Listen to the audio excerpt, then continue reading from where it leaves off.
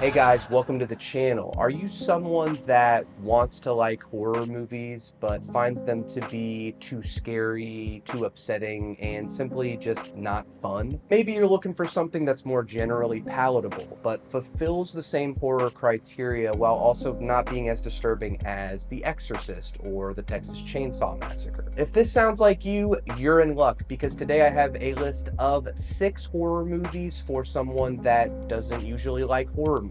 Let's get into it. Final Destination Bloodlines is the latest entry in the Final Destination franchise and will surely be a great jumping on point for new fans. Those familiar with the movie's premise know that there is no controlling death's design, but by God, we've gotta try. The characters in Final Destination spend the entirety of the movie trying to outsmart the natural order of things, often to hilariously bloody effect. Final Destination movies are moody, atmospheric, tense, and highly predictable. That's part of what makes them fun. The palpable tension in the various set pieces for death to take these characters' lives is so fun to watch unravel, with just enough cartoonish gore and viscera so as to not take itself too seriously, kind of like a gory Rube Goldberg machine. It's not trying to be a high-level conceptual horror movie. Bloodline sees its own silliness and embraces it. While my mind is a little warped from all of the frightening images I've seen throughout my life, the movie is still very funny, and even the faint of heart will have a good time here. It's got some creative kill sequences and some good performances from its actors. It's also the last on-screen role for the legendary Tony Todd, so this adds some endearing gravitas to the movie's overall silliness. Together is a body horror movie and one of my favorite movies of 2025.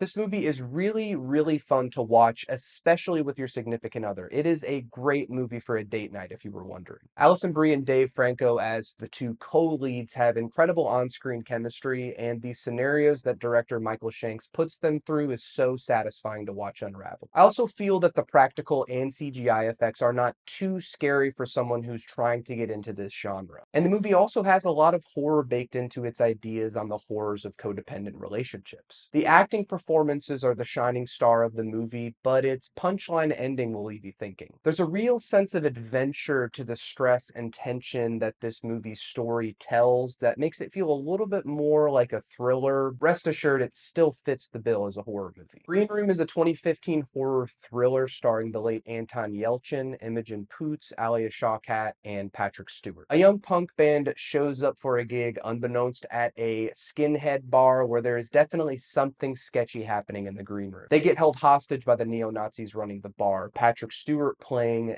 their skinhead leader, Darcy, in a pretty terrifying turn from Professor X. Coming from director Jeremy Saulnier, whose recent Rebel Ridge I quite enjoyed, the movie has a similar kind of action-packed frenetic pacing, while also still being pretty horrifying in its own right. It's a smart film, well written and well acted, and quite cathartic given our current political climate. It's got characters you can really root for, and while it may lean more thriller than horror, it still functions within the usual tropes of the genre with a sharp sense of humor to even the tension. This is also an early A24 horror movie, so you can kind of see where their brand was going with Green Room. Seed of Chucky is a 2004 horror comedy directed by Chucky series creator Don Mancini. The sequel to 1998's excellent Bride of Chucky, we see the aftermath in Bride in, well, meeting Chucky's seed, Glenn, voiced by Billy Boyd from Lord of the Rings. Chucky and Tiffany try really hard to raise a family, but they just can't get away from their roots. Killing. Seed of Chucky is a ridiculous premise with an even more ridiculous script, but being that it's a movie about killer dolls coming to life, it doesn't get much more classic horror than that. And while most of the movie plays as a satire of Hollywood and the film industry, at its core it's a movie about grappling with your personal demons and figuring out who you are. The dolls also look amazing here, probably my favorite of the franchise, so creepy and well articulated. It also has some incredible kills, like if you ever wanted to see Redman get disemboweled, well, watch this movie. Oh, and director John Waters plays a cameo role as a sleazy paparazzo whose life ends in, we'll say, a melty way. Jennifer Tilly here is playing a fictionalized version of herself as well as voicing Tiffany, and her performances really make the movie. It has an infectious sense of fun and would be a real tone setter for the rest of the franchise from here on out. Glenn/Glenda is also an incredible addition to the Chucky family, adding a hilarious dynamic to the already great premise of Chucky and Tiffany's doll relationship. I mean, the whole idea of the movie hinges upon a doll's sperm impregnating another doll. That's funny. And for those who are still getting into the horror genre and maybe want something a little less scary and more campy, you'll be right at home in the Hollywood Hills with Chucky & Co. Seed of Chucky is a good reminder that sometimes the whole point of horror is being able to take things less seriously sometimes. Creepshow 2 is a horror comedy anthology movie directed by Michael Gornick with a screenplay from George A. Romero based on stories by Stephen King. It contains 3 stories: a town haunted by a wooden Native American named Old Chief Woodenhead, a wacky hitchhiker, and some teens who get stuck on a raft as they're pursued by a haunted oozing lake. It's bonkers and not self-serious at all. Creepshow 2 is honestly the perfect background noise movie for Halloween. It has a real ambiance, and it's really campy and super stupid. This is definitely the trash movie of the list, firmly in the so bad it's good territory, and is often much funnier than it is scary. It's much more similar to an episode of Goosebumps or Are You Afraid of the Dark, but honestly not even as scary as some of the best episodes of those shows. Still, there's a charm to the quirky, goofy horror of Creepshow 2 that makes it one of my favorites to recommend. Like, this is the perfect movie to carve pumpkins to or fire up your copy of Luigi's Mansion on the GameCube. Monster Squad is a recent watch for me and one that sits firmly in the classic horror movie camp. Imagine taking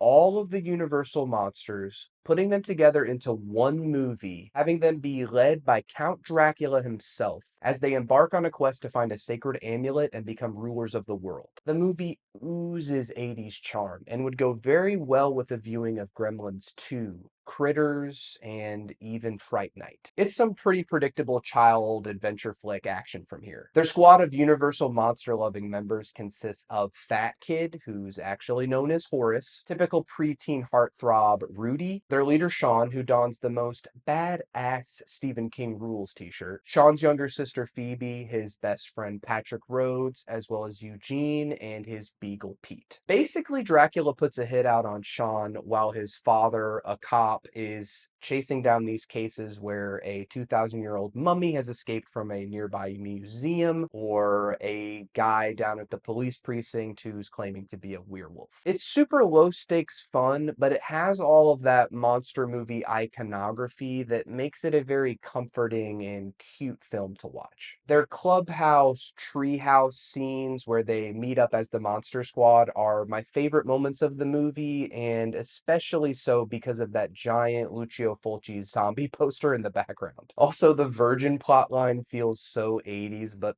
also kind of timeless given the source material. Not to mention that the red frigging dragon himself, Tom Noonan, shows up to play an affable, if a bit buffoonish version of Frankenstein's monster. This movie really feels like it was probably a big deal to a generation right before me, though I feel like if I'd watched this when I was maybe 8 or 9, it would have probably scared the pants off me and left more of a lasting impact. For me, it's a quaint yet fun time at the movies with some pretty rad looking special effects and makeup, as well as a very spooky monster movie ambiance.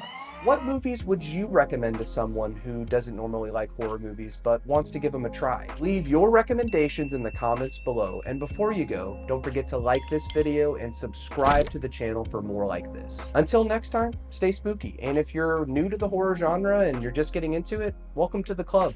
Horror movie fans are some of the best people out there. You're in good company here.